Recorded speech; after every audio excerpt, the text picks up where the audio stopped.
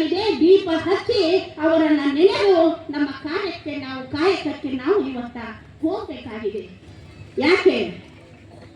ತಾ ಮಾಡಿದ ಹೆಣ್ಣು ತನ್ನ ತೊಡೆಯನ್ನೇರಿತು, ತಾ ಮಾಡಿದ ಹೆಣ್ಣು ತನ್ನ ತಲೆಯನ್ನೇರಿತು, ತಾ ಮಾಡಿದ ಹೆಣ್ಣು ನಾರಾಯಣನ ಎದೆಯನ್ನೇರಿತು. ಅದೋ ಕಾರಣ ಹೆಣ್ಣು ಹೆಣ್ಣಲ್ಲ, ಹೆಣ್ಣು ರಕ್ಕಸಿಯಲ್ಲ, ಹೆಣ್ಣು ಸಾಕ್ಷಾತ್ ಕಪಿಲ ಸಿದ್ಧ ಮಲ್ಲಿಕಾರ್ಜುನ. ಈ ವಚನ ಎಷ್ಟು ಈಸಿ ಇದೆಯೋ ಅದರಲ್ಲಿ ಒಂದು ದೊಡ್ಡ ಶಕ್ತಿಯು ಕೂಡ ಅಡಗಿದೆ. ಹೆಣ್ಣು ಮಕ್ಕಳ ಇಡೀ ಚರಿತ್ರೆನೇ ಸಿದ್ದರಾಮ ಶಿವಯೋಗಿಗಳು ಈ ವಚನದಲ್ಲಿ ಹಿಡಿದಿಟ್ಟಿದ್ದಾರೆ. ಸರಳವಾಗಿ ಕುಂತು ನೋಡಿದಾಗ ಎರಡು ವಿಷಯಗಳಿವೆ ಈ ಒಂದು ವಚನದಲ್ಲಿ. ಯಾವ ಎರಡು ಇತಿಹಾಸವನ್ನ ಈ ವಚನ ಕಟ್ಟಿಕೊಡುತ್ತದೆ, ಯಾವ ಎರಡು ಮಾತುಗಳನ್ನ ಈ ವಚನ ನಮ್ಗೆ ಹೇಳ್ತದೆ. ಒಂದು ಹೆಣ್ಣು ಮಗಳ ಇಡೀ ಇತಿಹಾಸ ಪ್ರಾರಂಭದಿಂದ ಇಲ್ಲಿಯವರೆಗೆ 12ನೇ ಶತಮಾನದವರೆಗೆ ನಡೆದು ಬಂದ ಇಡೀ ಹೆಣ್ಣಿನ ಇತಿಹಾಸ ವಚನ ಹೇಳ್ತದೆ. ಇನ್ನೊಂದು ಆ ಇತಿಹಾಸಕ್ಕೆ ಮರು ಇತಿಹಾಸವನ್ನ ಕಲ್ಪಿಸಿದ ಶರಣರ ಚರಿತ್ರೆಯನ್ನು ಕೂಡ ಈ ವಚನ ಕಟ್ಟಿಕೊಡುತ್ತದೆ. ಹೆಣ್ಣು ಹೆಣ್ಣಲ್ಲ, ಹೆಣ್ಣು ರಕ್ಕಸಿಯಲ್ಲ, ಹೆಣ್ಣು ಹೆಣ್ಣಲ್ಲ, ಹೆಣ್ಣು ರಕ್ಕಸಿಯಲ್ಲ. ಯಾಕನ್ಬೇಕಾಯ್ತು ಸಿದ್ದರಾಮ ಶಿವಯೋಗಿಗಳು ಈ ಮಾತು? ಯಾಕಂದ್ರೆ ಈ ಮಾತು ನಿಜವಾಗಿಯೂ ಹೆಣ್ಣು ಈ ಚರಿತ್ರೆ ಏನ್ ತಿಳ್ಕೊಂಡು ಬಂತು, ಹೆಣ್ಣನ್ನ ಆ ಶಬ್ದಗಳನ್ನ ಯೂಸ್ ಮಾಡಲಿಕ್ಕೆ ಇವತ್ತ ನನಗ ನಾಚಿಕೆ ಬರ್ತದ. ಹೆಣ್ಣಿನ ಬುದ್ಧಿ ಅಲ್ಲದ, ಹೆಣ್ಣು ಹೀಗಳ, ಹೆಣ್ಣು ಹಾಗಳ, ಹೆಣ್ಣು ರಕ್ಕಸಿಗಳ ಒಂದು ಕಡೆ ಬರೀತೀರಿ. ಎಲ್ಲಿ ಹೆಣ್ಣು ಮಕ್ಕಳಿಗೆ ಗೌರವದಿಂದ ಕಾಣಲ್ಪಡ್ತದೋ ಅಲ್ಲಿ ದೇವತೆಗಳು ಇರ್ತಾರಂತ ಒಂದು ಕಡೆ ಬರೀತೀರಿ. ಇನ್ನೊಂದು ಕಡೆ ಏನ್ ಮಾಡ್ತೀರಿ, ಅವಳನ್ನ ರಾಕ್ಷಸಿಗಿಂತ ಕೊನೆಯ ರೀತಿಯಲ್ಲಿ ಅವಳನ್ನ ಕಂಡು ಬಿಡ್ತೀರಿ. ರಾಕ್ಷಸಲ್ಲಕ ಏನ್ ರಾಕ್ಷಸನ ಆಕೆ? ಗಂಡಸರಂತೆ ಕಣ್ಣು, ಮೂಗು, ಕಿವಿ, ಬಾಯಿ, ಹುಟ್ಟು, ಸಾವು ಎಲ್ಲವನ್ನ ಹೊಂದಿದ ಈ ಹೆಣ್ಣು ಮಗಳನ್ನ ಈ ಚರಿತ್ರೆ ಏನಂತ ಕಟ್ಕೊಡ್ತು? ರಕ್ಕಸಿ ರಕ್ಕಸಿ ರಕ್ಕಸಿ ಅಂತ ಕಟ್ಕೊಡ್ತು. ಅದನ್ನ ಶರಣರು ವಿರೋಧ ಮಾಡಿದರು. ಅವನ್ನ ಬಸವಾದಿ ಪ್ರಮುಖರು ಅದನ್ನ ಧಿಕ್ಕಾರ ಮಾಡಿದರು. ಧಿಕ್ಕಾರ ಮಾಡಿ ಹೇಳ್ತಾರೆ, ಹೆಣ್ಣು ಹೆಣ್ಣಲ್ಲ, ಹೆಣ್ಣು ರಕ್ಕಸಿಯಲ್ಲ, ಹೆಣ್ಣು ಸಾಕ್ಷಾತ್ ಕಪಿಲ ಸಿದ್ಧ ಮಲ್ಲಿಕಾರ್ಜುನ. ಹೇಳಿಲ್ಲ ಅಷ್ಟೇ, ಮಾಡಿ ತೋರಿಸಿದ್ರು. ಅಕ್ಕ ಮಹಾದೇವಿಯಂತಹ ದೇವರು, ನೀಲಮ್ಮನವರಂತಹ ದೇವರು, ಕಾಳವೆ ಅಂತಹ ದೇವರು, ಮುಕ್ತಾಯಕನಂತಹ ದೇವರು, ಹರಪದ ಲಿಂಗಮ್ಮನಂತಹ ದೇವರು, ಇಂತಹ ಅದೆಷ್ಟೋ ಜನ ದೇವತೆಗಳು ಅವತ್ತಿನ ಅನುಭವ ಮಂಟಪದಲ್ಲಿ ಬಸವಾದಿ ಶರಣರಿಗೆ ಸಮನಾಗಿ ಕುಳಿತು ಮಾತಾಡಿದರು. ಈಗಾಗಲೇ ತಾಯಿಯವರು ತನ್ನ ಪ್ರವಚನದಲ್ಲಿ ಒಂದು ಮಾತು ಹೇಳಿದರು. ತೆಲಿಗಳು 4 ನಮ್ನವ ಅಂತ ಕರೆಕ್ಟ್ ಅದ ಅವರ ಮಾತು. 4 ನಮ್ಮ ತೆಲಿಯವ. ಆ 4 ನಮ್ಮ ತೆಲಿಯಲ್ಲಿ ಸ್ವತಂತ್ರ ತೆಲಿ ಯಾರಿಗಾದ ಅಂದ್ರೆ ಅದು ವಿಶ್ವಗುರು ಬಸವಣ್ಣನವರಿಗೆ ಮಾತ್ರ ಅದ ಅನ್ನುವ ಮಾತನ್ನ ಸ್ವತಂತ್ರವಾಗಿ ವಿಚಾರ ಮಾಡಿದ ಬಸವಣ್ಣನವರು ಹೆಣ್ಣು ಮಗಳಿಗೆ ಒಂದು ಆ ಶಕ್ತಿಯನ್ನ ಕೊಟ್ಟರಲ್ಲ, ಆಗ ಏನಾಯ್ತು? ಅದೇ ಸದ್ಯ ಫಂಕ್ಷನ್ ಅದರಿ, ನೀವು ಆಮೇಲೆ ಸಿಡಿ ಎದ್ದು ಬಂದ ಹೆಣ್ಣು ಮಕ್ಕಳಲ್ಲಿ ಅಕ್ಕ ಮಕ್ಕಳ ಏನಾಗ್ತಾಳೆ? ನಮಗೆಲ್ಲರಿಗೆ ಬಹಳ ಮುಖ್ಯಳಾಗ್ತಾಳೆ. ಅಕ್ಕ ಬಹಳ ಮುಖ್ಯಳಾಗ್ತಾಳೆ. ಈ ಅಕ್ಕ ಬಹಳ ಸಣ್ಣ ವಯಸ್ಸಿನಲ್ಲಿಯೇ ತನ್ನ ಹುಟ್ಟಿದೂರನ್ನ ಬಿಟ್ಟು ಆಕೆ ಕಲ್ಯಾಣಾಭಿಮುಖವಾಗಿ ನಡೆದು ಬಂದದ್ದೆಲ್ಲ ನಿಮ್ಗೆ ಗೊತ್ತಿದೆ. ಅವರ ಒಟ್ಟು ವಚನಗಳು 354 ವಚನಗಳು. ಆ 354 ವಚನಗಳಲ್ಲಿ ಬಾಂಧವರೇ ಓದಿದ್ದೇನೆ, ಸುಮ್ಮನೆ ಸಹಜವಾಗಿ ಅಕ್ಕನ ವಚನಗಳನ್ನು ಓದಿದ್ದೇವೆ. ಆದರೆ ಈ ವಿಷಯ ಕೊಟ್ಟ ಮೇಲೆ 354 ವಚನಗಳಲ್ಲಿ ಅಕ್ಕ ಸುಮಾರು 40 ಸಲ ಬಸವಣ್ಣನವರನ್ನು ಸ್ಮರಿಸ್ತಾಳೆ, ಬಸವಣ್ಣನವರ ದರ್ಶನವನ್ನ ನಮ್ಗೆ ಮಾಡಿಸ್ತಾಳೆ. ಅಕ್ಕ ಎಂತಹ ಬಸವಣ್ಣ, ಯಾವ ಬಸವಣ್ಣ, ಅವರ ವ್ಯಕ್ತಿತ್ವ ಏನು, ಎಂತಹದು ಅನ್ನುವ ದರ್ಶನವನ್ನ ತನ್ನ ಅನೇಕ ವಚನಗಳಲ್ಲಿ ಅಕ್ಕ ಹಿಡಿದಿಡ್ತಾ ಇದ್ದಾಳೆ. ಆ ವಚನ ಬಸವಣ್ಣನವರ ಅಂತರಂಗದ ದರ್ಶನವೂ ಹೌದು, ಬಸವಣ್ಣನವರ ಬಹಿರಂಗದ ದರ್ಶನವೂ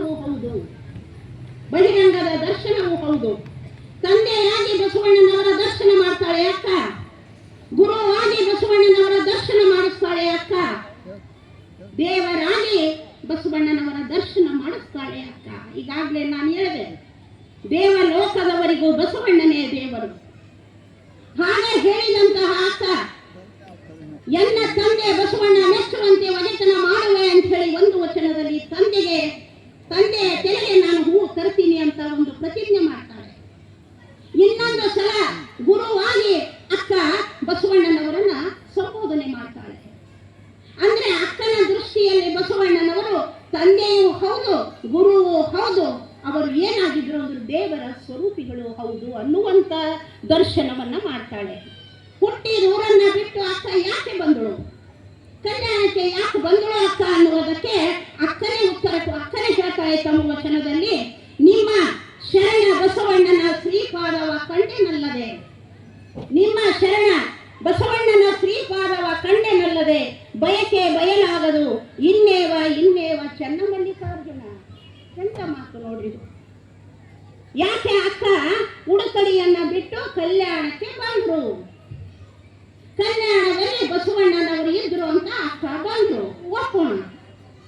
ಯಾವ ಆಶೆಯನ್ನ ಇಟ್ಟುಕೊಂಡ ಅಕ್ಕ ಬಸವಣ್ಣನವರಲ್ಲಿಗೆ ಬಂದರು. ಅವರು ಹೇಳ್ತಾ ಇದ್ದಾರೆ, ಬಸವಣ್ಣನ ಪಾದವ ಕಂಡೆನಲ್ಲದೆ ಎನ್ನ ಬಯಕೆ ಬಯಲಾಗದು. ನೋಡಿ, ಯಾವ ಬಯಕೆ ಇಟ್ಟುಕೊಂಡು ಅಕ್ಕ ಕಲ್ಯಾಣಕ್ಕೆ ಬಂದಿರಬಹುದು. ನನ್ನಂತೆ ಪೂಜ್ಯ ಅಪ್ಪ ಅವರೊಂದಿಗೆ ನಾನು ಮಾತಾಡುವ ಬಯಕೆಯನ್ನು ಇಟ್ಟುಕೊಂಡು ಬಂದೆ, ಪೂಜ್ಯ ಅಪ್ಪ ಅವರಿಂದ ಹೊಗಳಿಸಿಕೊಳ್ಳುವುದಕ್ಕಾಗಿ ಬಂದೆ, ಪೂಜ್ಯ ಅಪ್ಪ ಅವರಿಂದ ಏನಾದರೂ ತೆಗೆದುಕೊಂಡು ಹೋಗುವುದಕ್ಕೆ ಬಂದೆ. ಅಕ್ಕ ಅದಕ್ಕಾಗಿ ಕಲ್ಯಾಣಕ್ಕೆ ಬರಲಿಲ್ಲ. ಅಕ್ಕ ಏನ್ ಹೇಳ್ತಾಳೆ, ಆ ಅಲೌಕಿಕ ಬಯಕೆ ಏನಾಗಿತ್ತು ಅಕ್ಕನದು. ಯಾವ ಬಯಕೆ ಅಂತಂದ್ರೆ, ಯಾವ ಪಕ್ಷಿ ದನ ಕರು ಪಶು ಪಕ್ಷಿಗಳೆಲ್ಲ ಕೇಳ್ತಾ ಇದ್ರು, ಎನ್ನೊಡೆಯ ಚೆನ್ನಮಲ್ಲಿಕಾರ್ಜುನನ್ನ ಕಂಡರೆ ಕರೆದು ತೋರಿರಿ ಅಂತೇಳಿ ಯಾರು ಉತ್ತರ ಕೊಡದಿದ್ದಾಗ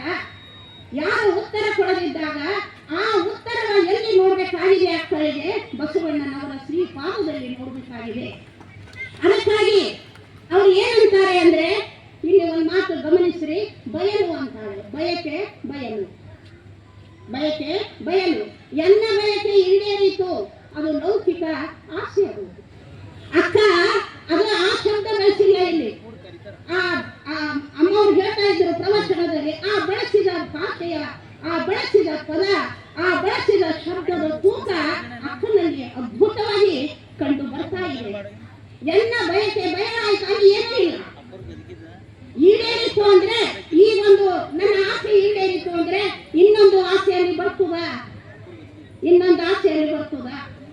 ಆದ್ರೆ ಅಕ್ಕನ ಬಯಕೆ ಇಲ್ಲಿ ಏನಾಗಿದೆ, ಬಸವಣ್ಣನವರ ಕಾಣುವುದಕ್ಕಾಗಿ, ಬಸವಣ್ಣನವರ ಕಂಡ ಮೇಲೆ ಅಕ್ಕಿಂದೇನು ಒಂದು ದೊಡ್ಡ ಬಯಕೆ ಇತ್ತು, ಆ ಬಯಕೆ ಕಂಪ್ಲೀಟ್ ಆಗಿ ಇಲ್ಲಿ ಬಯಲಾಗಿ ಹೋಯಿತು ಅನ್ನುವ ಕಾರಣಕ್ಕಾಗಿ ಅಕ್ಕ ಏನ್ ಮಾಡ್ತಾ ಇದ್ದಾರೆ, ಕಲ್ಯಾಣಕ್ಕೆ ಬರ್ತಾ ಇದ್ದಾರೆ ಅನ್ನುವಂತ ಮಾತನ್ನ ಇಲ್ಲಿ ಹೇಳ್ತಾ ಇದ್ದಾರೆ ಅಕ್ಕ. ಅಷ್ಟೇ ಅಲ್ಲ, ಇನ್ನೊಂದು ಮಾತು ಹೇಳ್ತಾ ಇದ್ದಾರೆ ಬಸವಣ್ಣ. ನೋಡಿ, ಗಮನಿಸ್ರಿ ವಚನಗಳು. ಬಸವಣ್ಣ ನಿಮ್ಮ ಅಂಗದ ಆಚಾರವ ಕಂಡು,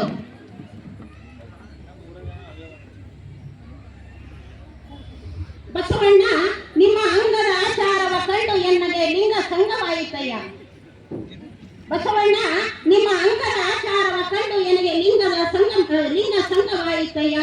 ಬಸವಣ್ಣ ನಿಮ್ಮ ಮನದ ಸುಜ್ಞಾನ ಕಂಡು ಎನಗೆ ಜಂಗಮ ಸಂಬಂಧವಾಯಿತಯ್ಯ. ಬಸವಣ್ಣ ನಿಮ್ಮ ಸದ್ಭಕ್ತಿಯ ತಿಳಿದು ಎನಗೆ ನಿಜವೂ ಸಾಧ್ಯವಾಯಿತಯ್ಯ. ಚೆನ್ನಮಲ್ಲಿಕಾರ್ಜುನಯ್ಯ ನಿಮಗೆ ಹೆಸರಿಟ್ಟ ಗುರು, ಚೆನ್ನಮಲ್ಲಿಕಾರ್ಜುನಯ್ಯನ ಹೆಸರಿಟ್ಟ ಗುರು ನೀವಾದ ಕಾರಣ ನಿಮ್ಮ ಶ್ರೀಪಾದಕ್ಕೆ ನಮೋ ನಮೋ ಎನ್ನುತ್ತಿದ್ದೇನು ಕಾಣ ಸಂಗನ ಬಸವಣ್ಣ. ನೋಡಿ ಏನಾಯ್ತು ಬಸವಣ್ಣನವರಿಂದ. ಬಸವಣ್ಣ ನಿಮ್ಮ ಅಂಗದ ಆಚಾರ. ನಾನು ಹೇಳಿದೆ ಅಕ್ಕ, ಬಸವಣ್ಣನವರ ಬಾಹ್ಯ ದರ್ಶನ ಮಾಡಿಸ್ತಾ ಇದ್ದಾರೆ, ಬಸವಣ್ಣನವರ ಅಂತರಂಗದ ದರ್ಶನವೂ ಕೂಡ ಅಕ್ಕ ಮಾಡಿಸ್ತಾ ಹೋಗ್ತಾರೆ.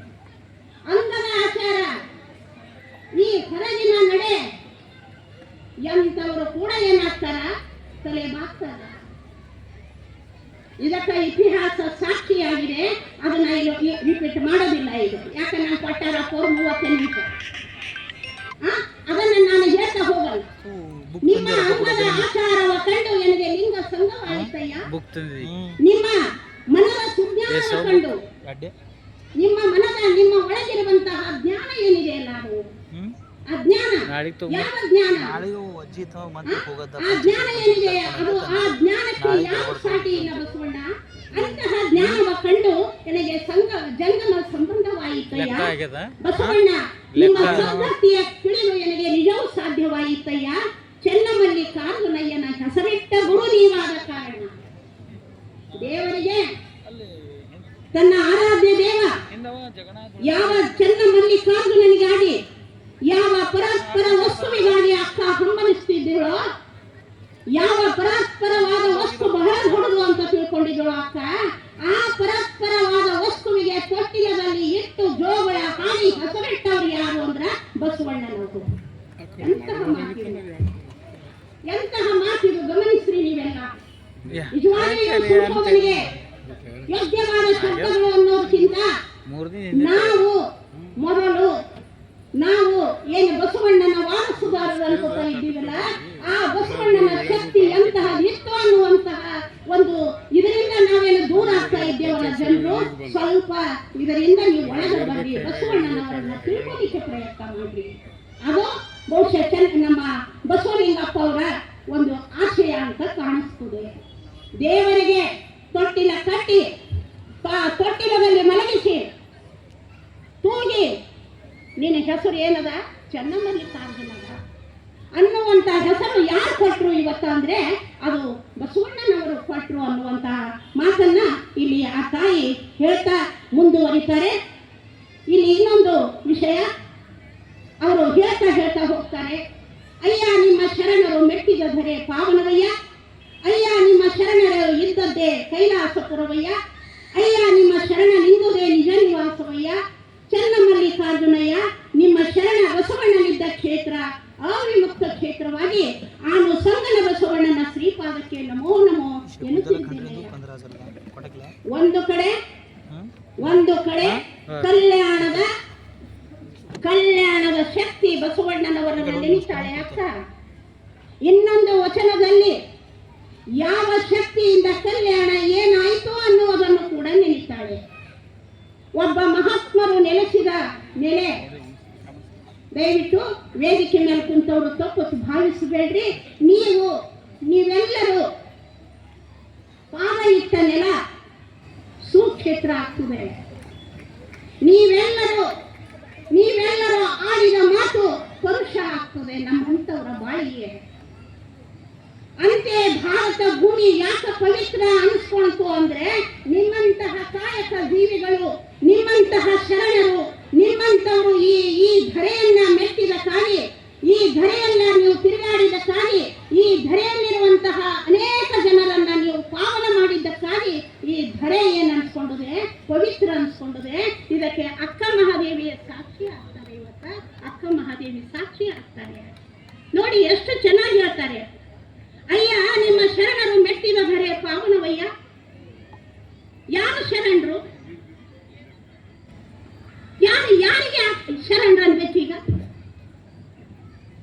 ನನಗ ಅಪ್ಪವ್ರು ಹೋಗೋದು.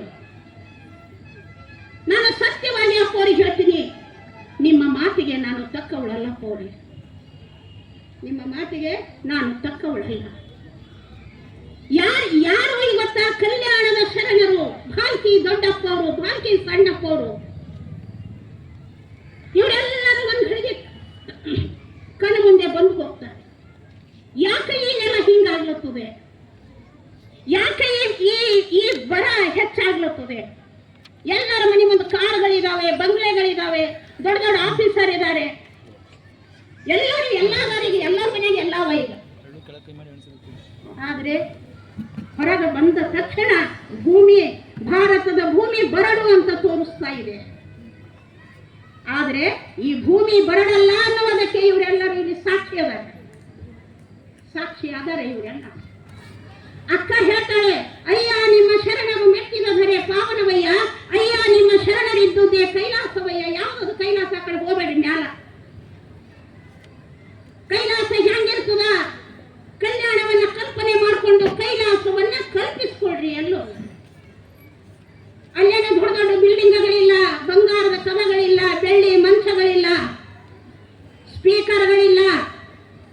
ಪೋಯೆಟ್ಗಳಿಲ್ಲ, ಕವಿಗಳು, ಕೊಂಪೆಗಳು ಎಲ್ಲಿ ಕುಂತರು ಎಲ್ಲಿ ನಿಂತರು. ಆದ್ರೆ ಯಾವುದು ಕೊಂಪೆಯಾಗ ಯಾವುದು ಒಂದು ಕೈಲಾಸ ಆಗ್ಬೇಕಾಗಿತ್ತು ಈ ಕಾಯ, ಆ ಕಾಯವನ್ನ ಕೈಲಾಸ ಮಾಡಿದವರು ಕಲ್ಯಾಣದ ಶರಣರು. ಅದಕ್ಕೆ ಅವ್ರು ಹೇಳ್ತಾರೆ, ನಿಮ್ಮ ಶರಣ ಬಸವಣ್ಣನಿದ್ದ ಕ್ಷೇತ್ರ ಅವಿಮುಕ್ತ ಕ್ಷೇತ್ರ. ಹೌದು, ಎಲ್ಲಾ ಶರಣರಿದ್ದಕ್ಕಾಗಿ ಕಲ್ಯಾಣ ಪಾವನ ಅನ್ಸ್ಕೊಳ್ತು. ಆದ್ರೆ ಅವಿಮುಕ್ತ ಕ್ಷೇತ್ರ ಯಾಕಾಯ್ತು ಅದು ಅಂತಂದ್ರೆ ಬಸವಣ್ಣನವರು ಇದ್ದಿದ್ದಕ್ಕಾಗಿ ಅದು ಅವಿಮುಕ್ತ ಕ್ಷೇತ್ರವಾಯಿತು. ನಾನು ಸಂಗನ ಬಸವಣ್ಣನ ಪಾದಕ್ಕೆ ಏನಾಗ್ತೀನಿ ಅಂತಂದ್ರ ನಮೋ ನಮೋ ಅಂತೀನಿ ಅನ್ನುವಂತಹ ಮಾತನ್ನ ಅಕ್ಕ ಹೇಳ್ತಾ, ಕಲ್ಯಾಣವೆಂಬುದು ಇನ್ನಾರಿಗೂ ಹೋಗಬಾರದಯ್ಯ, ಆಮಿಷ ಅಳಿಗವಂಗಲ್ಲದೆ ಕಲ್ಯಾಣದ ತಡಿ ಇಡಬಾರದು. ಹೆಂಗಿತ್ತು ಕಲ್ಯಾಣ? ಹೆಂಗಿತ್ತು ಕಲ್ಯಾಣ? ಅಲ್ಲಿ ಸಾಧ್ಯನೇ ಇಲ್ಲ, ಒಳಗೆ ಹೋಗ್ಲಿಕ್ಕೆ ಸಾಧ್ಯನೇ ಇಲ್ಲ. ಆಸೆ ಅಮೇಷ ಅರಿಷಡ್ವರ್ಗ ಎಲ್ಲವನ್ನ ಕಳೆದುಕೊಂಡು ನಿರ್ಲಿಪ್ತರಾಗಿ ನಿರಾಕಾರ ಸ್ವರೂಪಿಗಳಾಗಿ ಅಲ್ಲಿ ಏನಾಗಬೇಕಾಗಿತ್ತು, ಅಲ್ಲಿ ಹೋಗ್ಬೇಕಾಗಿತ್ತು. ಅಂತವರು ಮಾತ್ರ ಕಲ್ಯಾಣದಲ್ಲಿದ್ರು. ಅಂತವರನ್ನ ನಿರ್ಮಾಣ ಮಾಡಿದಂತ ಮಹಾ ಚೈತನ್ಯ ಶಕ್ತಿ ಯಾರು ಅಂದ್ರ ಎನ್ನ ತಂದೆ ಬಸವಣ್ಣ ನೋಡ ಅಂತಾರೆ. ಅಕ್ಕನು ಎನ್ನ ತಂದೆ ಬಸವಣ್ಣ ನೋಡ ಅಂತಾರೆ. ಮುಂದುವರೆದು ಹೇಳ್ತಾ ಇದ್ದಾರೆ, ಶಿವಾಚಾರದ ಮಾರ್ಗವನ್ನು, ಶಿವಾಚಾರದ ಮರ್ಮವನ್ನು. ಇದು ಅಂತೂ ಬಹಳ ದೊಡ್ಡ ವಚನ ಇದು. ಶಿವಾಚಾರದ ಮಾರ್ಗವನ್ನು, ಶಿವಾಚಾರದ ಮರ್ಮವನ್ನು, ಶಿವಾಚಾರದ ವಿಸ್ತಾರವನ್ನು ನಮ್ಮ ಶರಣ ಬಸವಣ್ಣನವರಲ್ಲದೆ ಉದರ ಹೊರುವ ವೇಷಧಾರಿಗಳೆತ್ತ ಬಲ್ಲದಯ್ಯ ಚನ್ನಮಲ್ಲಿಕಾರ್ಜುನ. ನೋಡ್ರಿ, ಶಿವಾಚಾರದ ಮಾರ್ಗ, ಶಿವಾಚಾರದ ಮರ್ಮ, ಶಿವಾಚಾರದ ವಿಸ್ತಾರ ಸುಮ್ಮನೆ ಮಾತಲ್ಲ. ಶಿವಾಚಾರ ಅನ್ನೋದು ಬಸವಣ್ಣನವರ ಅಂಗ ಶಿವಾಚಾರ, ಬಸವಣ್ಣನವರ ಅಂತರಂಗ ಶಿವಾಚಾರ, ಬಸವಣ್ಣನವರ ಪಂಚ ಇಂದ್ರಿಗಳೆಲ್ಲ ಶಿವಾಚಾರ. ಅಕ್ಕ ಹೇಳ್ತಾಳೆ, ಅಂತಹ ಶಿವಾಚಾರ ಬಲ್ಲ ಏಕೈಕ ವ್ಯಕ್ತಿ ಯಾರು ಅಂದ್ರ ಬಸವಣ್ಣ ಅಂತಾಳೆ ಅಕ್ಕ. ಏಕಂತಂದ್ರೆ ಅವರು ಕೊಟ್ಟ ಇಷ್ಟಲಿಂಗವನ್ನು ಹೇಳ್ತಾ ವಚನದಲ್ಲಿ ಹೇಳ್ತಾ ಹೋಗ್ತಾರೆ. ಅವರು ಕೊಟ್ಟ ಇಷ್ಟಲಿಂಗವನ್ನು ಎದೆಯ ಮೇಲೆ ಧರಿಸಿಕೊಂಡು ಆಣೆ ಮಾಡಬೇಕು, ಈ ಎದೆಯ ಮೇಲಿನ ಲಿಂಗವಲ್ಲವೇ ಇನ್ನೊಂದಕ್ಕೆ ನಾನು ನಮಿಸೆನು. ನೋಡಿ, ಆ ವಚನ ಹೇಳ್ತಾ ಹೋಗ್ತದೆ. ಬಸವಣ್ಣನವ್ರಿಗೆ ಏನು ಕೊಟ್ರು? ಬಸವಣ್ಣನವರು ಎದೆಯ ಮೇಲೆ ಲಿಂಗ ಕಟ್ಗೋರಿ ಅಂತ ಹೇಳಿದ್ರು. ಲಿಂಗದ ಜೊತೆಗೆ ಇನ್ನೊಂದು ಹೇಳಿದ್ರು, ಆ ಲಿಂಗದ ಹೊರತು ಇನ್ನೊಂದನ್ನ ನೆನೆಯಬೇಡ್ರಿ ಅಂತ ಹೇಳಿದ್ರು. ಏನು ಕೇಳ್ತ್ರಿ ಅದಕ್ಕೆ ಕೇಳ್ರಿ ಅಂತ ಹೇಳಿದ್ರು. ಇನ್ನೊಂದು ಮತ್ತೊಂದು ಹೇಳಿದ್ರು, ಕಾಯಕ ಜೀವಿಗಳಾಗ್ರಿ ಅಂತ ಹೇಳಿದ್ರು. ಬರೀ ಲಿಂಗ ಪೂಜೆ ಮಾಡ್ಕೊತಾ ಕೂಡ್ಲಕ್ಕೆ ಹೋಗ್ಬೇಡ್ರಿ, ಏನ್ ಮಾಡ್ರಿ, ಸತ್ಯದಿಂದ ಕಾಯಕವನ್ನ ಮಾಡ್ರಿ. ಅಲ್ಲಿ ಕೇವಲ ಆ ಕಾಯಕ ಕೇವಲ ಕುಟುಂಬದ ರಕ್ಷಣೆಗೆ ಮಾತ್ರ ಅಲ್ಲ, ಕುಟುಂಬದ ರಕ್ಷಣೆಗೆ ಮಾತ್ರ ಅಲ್ಲ, ಆ ಕಾಯಕ ಏನಾಗ್ಲಿ ಗುರು ಲಿಂಗ ಜಂಗಮರಿಗೆ ಒಂದು ದಾಸೋಹಕ್ಕೆ ಏನಾಗ್ಲಿ ಸಲ್ಲಲಿ ಅಂತ ಅಕ್ಕ ಬಸವಣ್ಣನವರು ಹೇಳಿದ್ರು ಹೇಳಿದ್ರು ಹೇಳಿದ್ರು ಅನ್ನುವಂತಹ ಒಂದು ದೀರ್ಘವಾದ ವಚನವನ್ನ ಅಕ್ಕ ಅಲ್ಲಿ ಹೇಳ್ತಾ ಹೋಗ್ತಾಳೆ. ಕೊನೆಯದಾಗಿ ಬಂತು ಟೈಮ್ ಸನ್ಯಾಕ, ಸಿಟ್ಟಿ ಬರೋದಕ್ಕಿಂತ ಮೊದಲೇ ಹೋಗಿ ಕೂಡೋದು ಬೆಟರ್. ಇಲ್ಲಿ ಕೊನೆಗೆ ಹೇಳ್ತಾ ಇದ್ದಾರೆ, ಕಾಮಾರಿಯ ಗೆಲಿದೆನೋ ಬಸವಣ್ಣ ನಿಮ್ಮ ದಯದಿಂದ. ಯಾಕಂದ್ರೆ ಇವತ್ತು ಅಕ್ಕನ ಜಯಂತ್ಯೋತ್ಸವ, ಪೂಜ್ಯಪ್ಪ ಅವರು ಅದನ್ನ ಆಚರಣೆ ಮಾಡ್ತಾ ಇದ್ದಾರೆ. ಈ ವಚನ ಹೇಳಿಲ್ಲ ಅಂದ್ರೆ ಬಸವಣ್ಣ ಮಾಡಿದ ಆ ಸ್ತ್ರೀ ಸ್ವಾತಂತ್ರ್ಯ ಏನದ ನೋಡ್ರಿ, ಅದಕ್ಕೆ ಅರ್ಥ ಬರಲ್ಲ. ಈ ವಚನ ಬೇಕಾಗ್ತದೆ. ಕಾಮಾರಿಯ ಗೆಲಿದೆನೋ ಬಸವಣ್ಣ ನಿಮ್ಮ ದಯದಿಂದ, ನಮ್ಮೊಳಗೆ ಏನದ ಅನ್ನೋದನ್ನ ಅಕ್ಕ ಇಲ್ಲಿ ಕೇಳ್ತಾಳೆ. ಸಹೋದರಿಯರೇ, ಕಾಮಾರಿಯ ಗೆಲಿದೆನೋ ಬಸವಣ್ಣ ನಿಮ್ಮಿಂದ, ಸೋಮದರನ ಹಿಡಿದಿತ್ತೇನೋ ಬಸವಣ್ಣ ನಿಮ್ಮ ದಯೆಯಿಂದ, ನಾಮದಲ್ಲಿ ಹೆಂಗುಸೆಂಬ ಹೆಸರಾದವೇನು ಭಾವಿಸಲು ಗಂಡು ರೂಪ ನೋಡ ಬಸವಣ್ಣ ನಿಮ್ಮ ದಯದಿಂದ.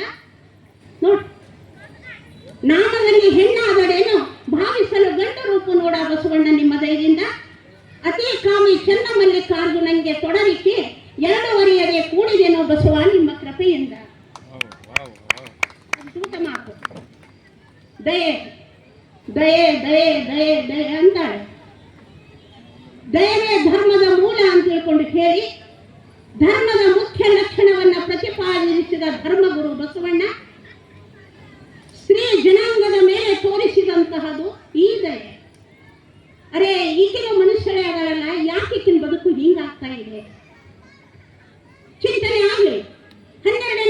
ಶತಮಾನಕ್ಕೆ ಬರುವ ತನಕ ಇಡೀ ವರ್ಲ್ಡ್ ಹಿಸ್ಟ್ರಿಯಲ್ಲಿ ಇಷ್ಟು ಪ್ರಮಾಣದಲ್ಲಿ ಹೆಣ್ಣು ಮಕ್ಕಳು ಬಂದು ಗಂಡಸು ಮಕ್ಕಳಿಗೆ ಸರಿ ಸಮಾನರಾಗಿ ಕುಳಿತು ಮಾತುಗಳನ್ನ ಆಡಿ ಕಾಯಕವನ್ನ ಮಾಡಿ ಬಸವಣ್ಣನವರ ತತ್ವವನ್ನ ಅತಿ ಎತ್ತರಕ್ಕೆ ಒಯ್ದ್ರಲ್ಲ, ಅದು 12ನೇ ಶತಮಾನದಲ್ಲಿ ಬಿಟ್ಟು ಮತ್ತೆಲ್ಲಾದ್ರೂ ಇದೆಯಾ ಅನ್ನುವುದು ಚಿಂತನೆ ಆಗ್ಬೇಕಾಗಿದೆ. ಇಲ್ಲೇ ಇಲ್ಲ, ಎಲ್ಲಾಯ್ತು. ಇರುವಾಗ ಮೈತ್ರಿ ಗಾರ್ಗೆ ಅನ್ನುವಂತಹ ಬೆರಳೆಣಿಕೆಯ ಸ್ತ್ರೀಯರ ಒಂದು ಪೌರಾಣಿಕ ಸ್ತ್ರೀಯರ ಹೆಸರುಗಳು ಹೇಳ್ಬೋದು ನೀವೆಲ್ಲವೂ, ಇಲ್ಲ. ಆದ್ರೆ ಈಗ ಈ ನಮ್ಮ ಹೆಣ್ಣುಮಕ್ಕಳು ಬಂದು ಶಾಲೆ ಕಲಿಯಲಾರದ, ಅಕ್ಷರದ ಕಲ್ಪನೆ ಇರಲಾರದ ಇಂತಹ ಹೆಣ್ಣು ಮಕ್ಕಳೆಲ್ಲ ಬಂದು ನೋಡ್ರಿ, ಈಗ ಅಕ್ಕಿಯ ವಾಪಸ್ ಕಳಿಸಿದಳು ಲಕ್ಕಮ್ಮ, ಅಲ್ಲಿರುವ ಸಂಗಯ್ಯ ಇಲ್ಲಿಲ್ಲವೇ ಅಂತ ಹೇಳಿ ಪ್ರಶ್ನೆ ಮಾಡಿದಳು ಯಾರು ಅಂತಂದ್ರ ನಮ್ಮ ತಾಯಿ ನೀಲಮ್ಮ. ನೋಡ್ರಿ, ಹಡಪದ ಲಿಂಗಮ್ಮ, ಆಕೆಯ ಲಿಂಗದ ಪರಿಕಲ್ಪನೆ, ಆಕೆಯ ಲಿಂಗಾಂಗ ಸಾಮರಸ್ಯ ತಿಳಿಯಲ್ಲ. ಉರುಳಿಂಗ ಪೆದ್ದಿಯ ಪುಣ್ಯಶ್ರೀ ಕಾಲುವೆಯ ವಚನಗಳ ಓದಕ ಅಂಜಿಕೆ ಬರ್ತಾವ. ಅದೆಂತ ಹೆಣ್ಣು ಮಕ್ಕಳೆಲ್ಲ ಹೊರಗೆ ಬಂದ್ರು. ಯಾರ ದಯೆ? ಬಸವಣ್ಣನವರ ದಯೆ. ಅದಕ್ಕೆ ಹೇಳಿದೆ, ನಾವೆಲ್ಲರೂ ಇವತ್ತ ಇಷ್ಟು ಮ್ಯಾಲ ಕೈ ಎತ್ತಿ ಮಾತಾಡ್ಲತ್ತಿದೇವಲ್ಲ, ಇಷ್ಟೆಲ್ಲ ಮ್ಯಾಲ ಕೈ ಎತ್ತಿ ಮಾತಾಡುವಂತಹ ಒಂದು ಪ್ರೇರಣಾ ಶಕ್ತಿ ನಮ್ಮಿಂದ ಇರುವಂತಹ ಅತಿ ಮುಖ್ಯವಾದ ಶಕ್ತಿ ಯಾರು ಅಂತಂದ್ರೆ ವಿಶ್ವಗುರು ಬಸವಣ್ಣನವರು ಅನ್ನುವಂತಹದನ್ನ ನಾವೆಲ್ಲರೂ ನೆನಪಿನಲ್ಲಿ ಇಟ್ಕೋಬೇಕಾಗ್ತದೆ. ಮುಂದುವರೆದು ಅವರೆಲ್ಲರ ವಾರಸುದಾರರಾಗಿರುವ ಎಲ್ಲಾ ನಮ್ಮ ಗುರು ಪರಂಪರೆಗಳು ಎಲ್ಲ ಏನಿದಾವೆ, ಈ ಮಠ ಪರಂಪರೆಯವರು ನಮ್ಮನ್ನ ಕರ್ಕೊಂಡು ಮುಂದೆ ಬಂದರು. ಹೀಗಾಗಿ ನೀಲಾಂಬಿಕನು ಮಾತಾಡ್ತಾ ಇದ್ದಾರೆ, ಬಸವ ರಾಜೇಶ್ವರಿ ತಾಯಿಯವರು ಮಾತಾಡ್ತಾ ಇದ್ದಾರೆ, ಮೇಡಮ್ ಅವರು ಮಾತಾಡ್ತಾ ಇದ್ದಾರೆ, ನನ್ನಂತಹ ಅನೇಕ ಜನ ಹೆಣ್ಮಕ್ಳು ಕೂಡ ಇವತ್ತು ಮಾತಾಡ್ತಾ ಇದ್ದೀವಲ್ಲ. ಯಾಕೆ ಅಂದ್ರೆ ನಾಮದಲ್ಲಿ ಹೆಣ್ಣಾದಡೇನು ಗಂಡು ರೂಪ ಮಾಡಿಸಿದಂತಹ ಮಹಾನ್ ಶಕ್ತಿ ಯಾವುದು ಅಂತಂದ್ರೆ ಅದು ಬಸವ ಶಕ್ತಿ ಅನ್ನುವಂತಹ ಮಾತು. ಅದಕ್ಕಾಗಿ ಆ ಬಯಕೆಯನ್ನ ಬಯಲು ಮಾಡಿಕೊಂಡು ಶರಣರ ಒಂದು ಇದರಲ್ಲಿ ಉಳಿದು ತದನಂತರ ಮತ್ತೆ ತನ್ನ ಹೊರಟಲ್ಲ ಅಕ್ಕ ಕನ್ನಡಿಯತ್ತ ಜನಪದ ಹೇಳ್ತಾರೆ, ಉಡುತಡಿಯ ಕೂಸಾಗಿ ಕಲ್ಯಾಣದ ಮಗಳಾಗಿ, ಕದಳಿಯ ಬನದ ಸೊಸೆಯಾಗಿ ಮಹಾದೇವಿ ಎಲ್ಲರ ಬಾಯಾಗ ಅಕ್ಕಾಗಿ. ಇಡೀ ಅಕ್ಕನ ಎಲ್ಲವನ್ನ ನೋಡ್ರ ಜನಪದ ಹೆಣ್ಮಕ್ಳು ಎಷ್ಟು ಶಾಣೆಗರ ಅಂತ. ನಮ್ಮಂತವ್ರಿಗೆ PhD ಮಾಡಿದವ್ರಿ ಪೆನ್ನ ಕಾಪಿ ಕೂಡಿಸಿ ಹೇಳಂದ್ರಿ ಒಂದು 10 ಪುಟ ಬರಿಬೇಕಾಯ್ತು. ಈ 3 ಸಾಲಿನಾಗ ಇವ್ರು ಏನ್ ಹೇಳ್ಯಾರಲ್ಲ ಅವ್ರು ನಾವು 10 ಪುಟ ತಗೋಬೇಕಾಯ್ತು. ಉಡುತಡಿ ಮಗಳಾದಳಕಿ, ಉಡುತಡಿನ ಕೂಸಿದಳಕಿ, ಮಗಳು ಎಲ್ಲಾದಳು, ಪ್ರಬುದ್ಧ ಮಗಳು ಎಲ್ಲಾದಳು.